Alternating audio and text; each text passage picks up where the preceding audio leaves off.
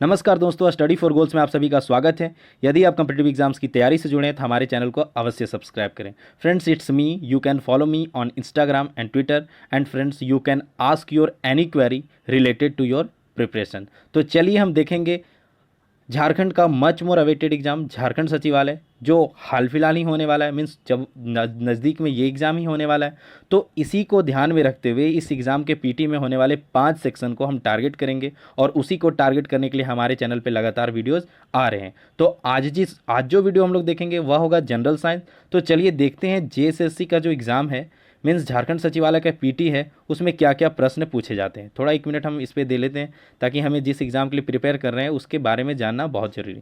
तो फ्रेंड्स, इसके PT exam में सामान्य ज्ञान के 30 प्रश्न होंगे, सामान्य विज्ञान के 20 प्रश्न होंगे, और सामान्य गणित के 20 प्रश्न होंगे, सामान्य मानसिक जांच क्षमता यानी रीजनिंग के 20 प्रश्न होंगे, और one of the most important Jharkhand GK के 30 प्रश्न होंगे। तो आज के वीडियो में हम देखने वाले हैं बी सेक्शन, ख सेक्शन, जो सामान्य विज्ञान होगा। यहाँ से 20 प्रश्न पूछे जाते हैं, और ये वेरी वेरी इंपॉर्टेंट हो जाता है, क्योंकि बहुत से छात्र का साइंस सेक्शन वीक होता है, जिसके चलते वे इस सेक्शन को नहीं कर पाते हैं। तो यदि आपके साथ भी यह समस्या है और नहीं भी है, तो भी इन 20 क्वेश्चन का प्रैक्टिस आप जरूर कर लें। फ्रेंड्स, इसके अलावे जो एक सेक्शन है झारखंड सचिवालय का, झारखंड जी के, उसके लिए भी लगातार प्रैक्टिस सेट आ रहा है। 3 प्रैक्टिस सेट आ चुके हैं, तो आप उसे भी देखिए। इसका चौथा प्रैक्टिस सेट कल ही डाल दिया जाएगा। तो चलिए, तो फ्रेंड्स देखते हैं झारखंड सचिवालय के पॉइंट ऑफ व्यू से इसमें 20 प्रश्न जो साइंस के आएंगे, उसका पहला प्रश्न। तो फ्रेंड्स, आज का पहला प्रश्न है, बेरी बेरी रोग किस विटामिन की कमी से होता है।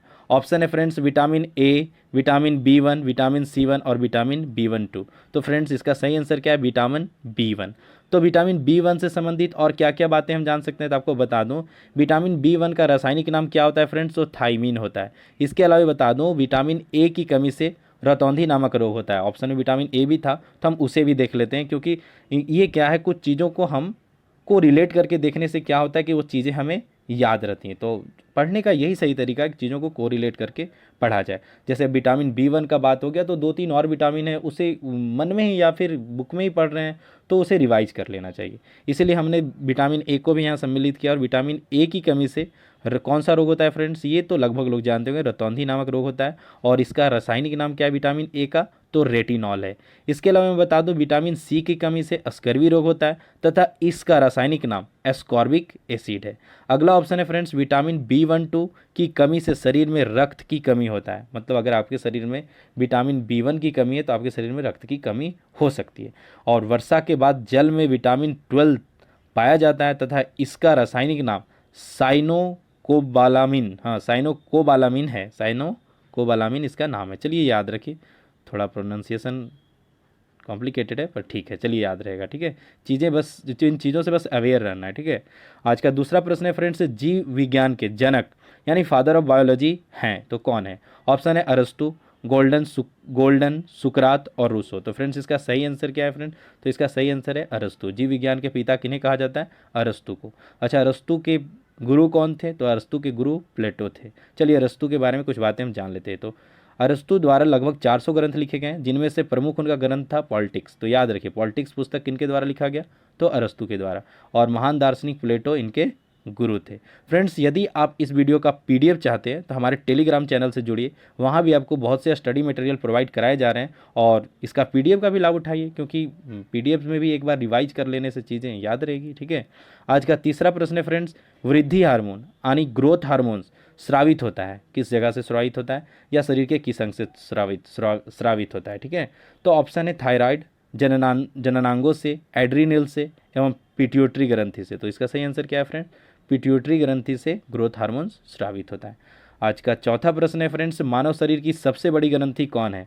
तो ये भी जानते होंगे, मानव शरीर की सबसे बड़ी ग्रंथि यकृत है, यानी लीवर है। ठीक है, चलिए आगे मैं बता दूं, मानव के रक्त की सामान्य pH क्या होती है? ये अक्सर एग्जाम में बहुत बार पूछ रखा है।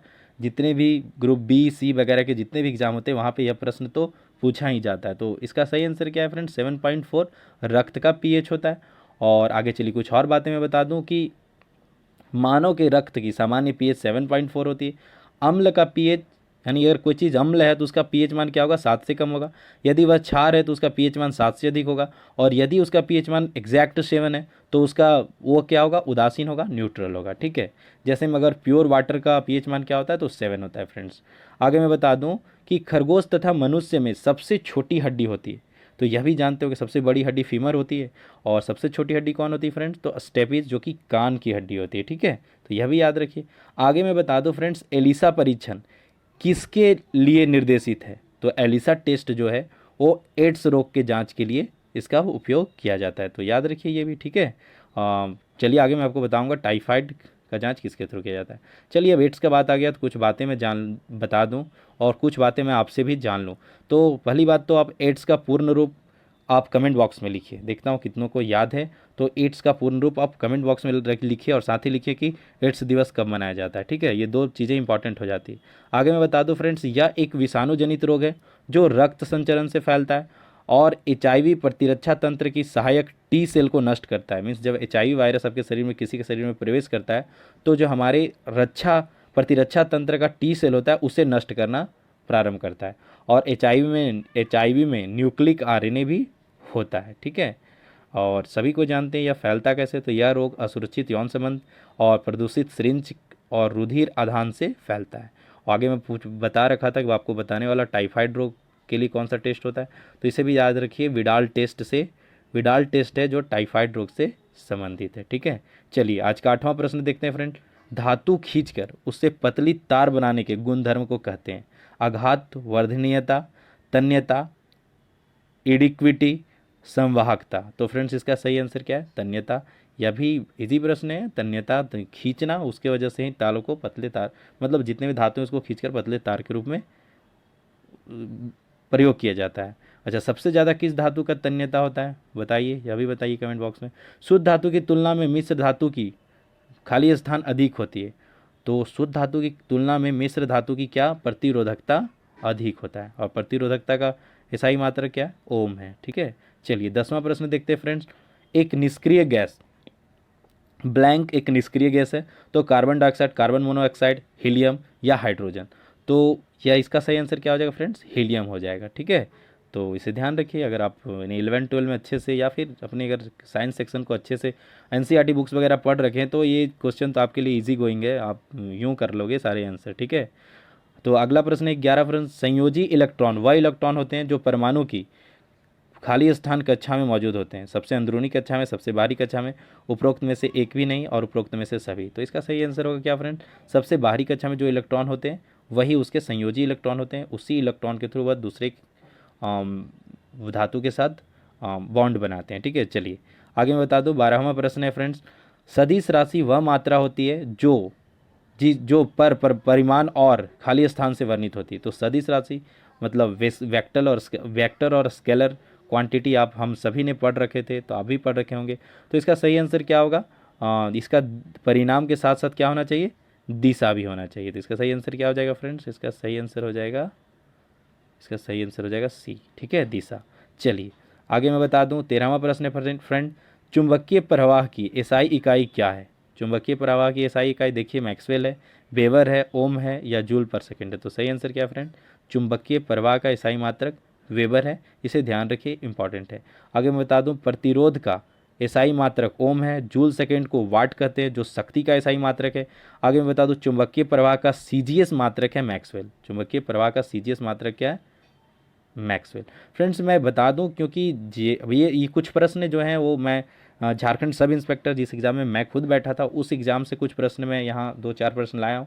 तो आपको मैं बता दूं उस वक्त जो प्रश्न पूछे गए थे कुछ इस तरह के प्रश्न थे फ्रेंड्स कि आप 1 लाइनर पढ़ के उसका आंसर शायद आपको समस्या हो उसको करने में।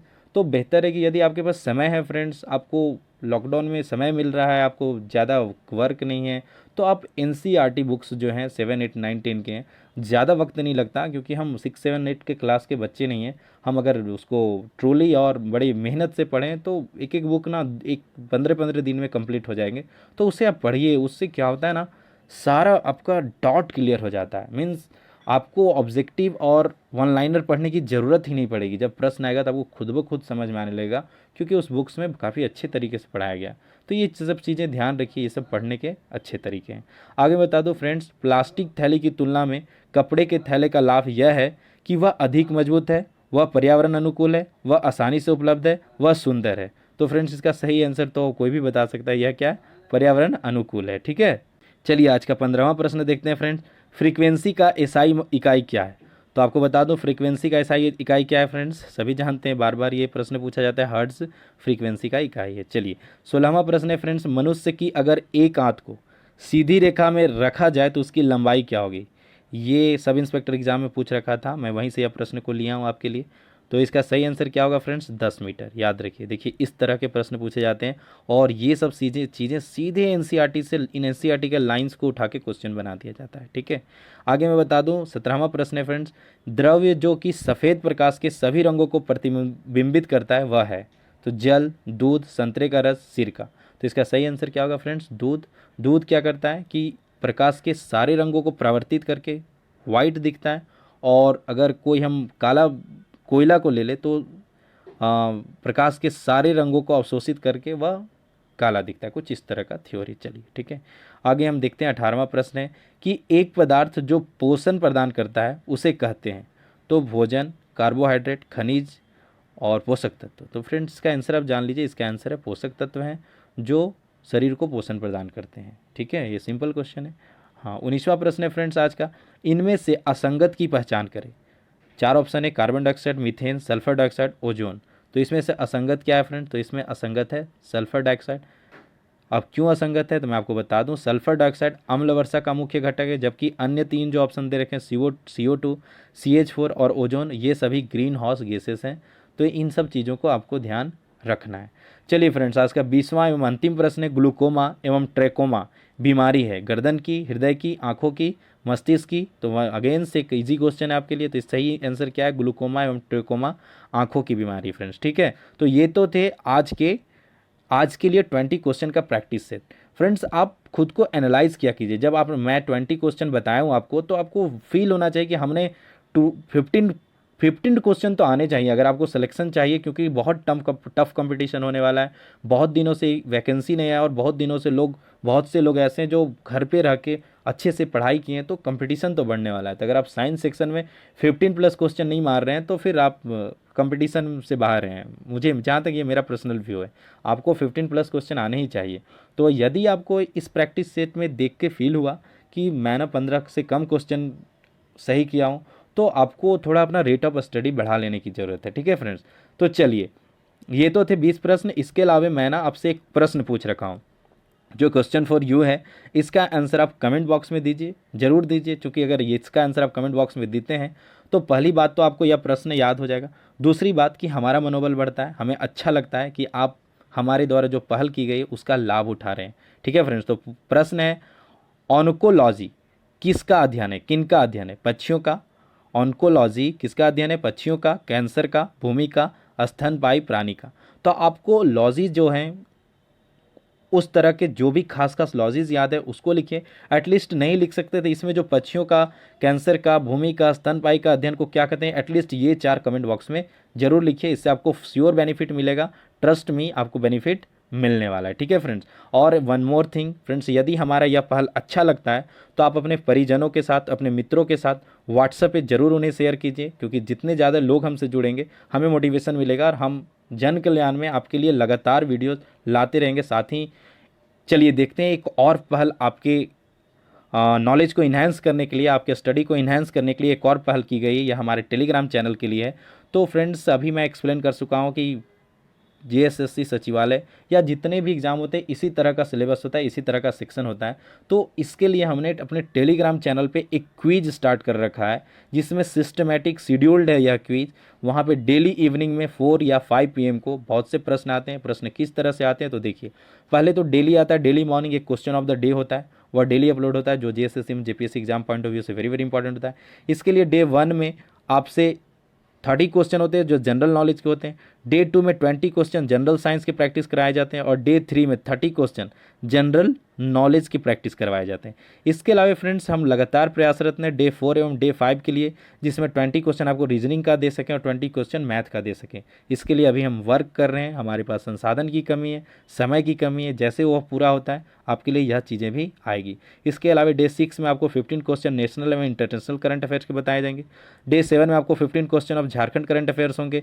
इसके अलावा फ्रेंड्स एक बहुत जल्द 15 दिनों पे, लगभग 15 दिनों पे आपके लिए एक फुल लेंथ टेस्ट सीरीज बनाया जाएगा, जो कि एब्सोल्युटली फ्री होगा, यह हमेशा फ्री होगा, ये बहुत जल्द आने वाला है फ्रेंड्स। तो stay tuned with study for goals and don't forget to subscribe and share our videos with your friends, with your colleagues and with your family. इस वीडियो के अंत में मैं किस प्रकार से टेलीग्राम चैनल में क्विज होता है उसे मैं ऐड कर दूंगा, आप उसे देख लीजिए किस प्रकार से क्विज होता है।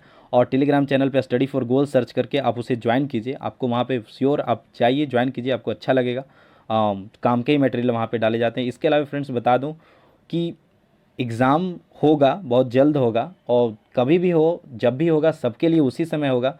तो आप अपना काम कीजिए, अपने तैयारी को बेस्ट बनाइए, अपने तैयारी को औरों से बेहतर बनाइए। और ध्यान रखिए, बिना मेहनत का कुछ नहीं होता। आपको यूनिक बनने के लिए यूनिक काम करने होते हैं, आपको अपने समय को बचाना होगा, मीन्स सही जगह पे लगाना होगा, तभी जाके आपको सफलता मिलेगी। और ध्यान रखिए फ्रेंड्स, आपके कुछ दिनों के मेहनत से, 2-3 महीने के मेहनत से आपको एक शेड्यूल्ड लाइफ, आपको मनी प्रॉब्लम नहीं होने वाला है, आपको एक सोसाइटी में एक अच्छा स्टेटस वाला जॉब मिल जाता है और लाइफ बदल जाता है। तो फिर यदि 6 महीने की मेहनत से आपको 60 सालों तक इतना कुछ मिलने वाला है, तो फ्रेंड्स प्लीज़ जितने भी परेशानियां हैं आपके स्टडी में उसे अवॉइड कीजिए और रात दिन एक करके पढ़ाई कीजिए। एक बार जॉब हो जाएगा, देन आप अपने सारे ख्वाब पूरे करना। जो भी चीज़ें अब अभी जो भी आप एक्स्ट्रा करिकुलम अभी कर रहे हो उसे कुछ दिनों के लिए रोकिए, जहां आप समय वेस्ट कर रहे हैं उससे समय को बचाइए और पढ़ाई में दीजिए। और स्टडी फॉर गोल्स टीम आपको हर तरह से मदद करेगी। आप हमारे साथ जुड़े रहिए तथा हमारे चैनल को प्रमोट कीजिए, ज़्यादा से ज़्यादा लोगों तक पहुँचाइए। तो friends, all the best for your upcoming exam and your preparation. जय हिंद एंड जय भारत।